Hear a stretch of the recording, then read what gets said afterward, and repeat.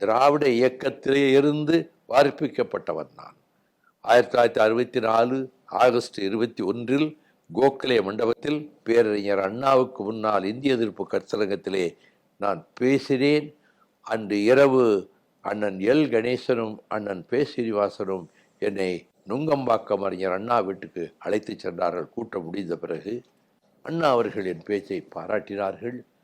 அப்பொழுது திமுக கழகத்திலே சங்கமமானவன். 30 வருடங்கள் தேமுகவுக்காக நான் பாடுபட்டிருக்கிறேன். ஒரு 10, 12,000 ஊர்களுக்கு போய் கொடியேற்றி வைத்திருப்பேன்.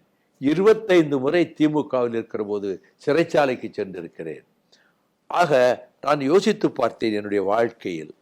எனக்கு கேபினெட்டை எந்தெல்லாம் கவர்னாலும் எடுத்துக்கிடுங்கன்னு சொல்லி வாஜ்பாய் அத்வானி வற்புறுத்துறப்ப 2 நாள் எவ்வளவோ வற்புறுத்துறாங்க. ஒரு காலம் நான் அமைச்சரை பதவி எனக்கு வேண்டாம், அந்த பதவிக்கு நான் வரமாட்டேன், என் கட்சியில் நான் சொல்கிற 2 பேர் கொடுங்க,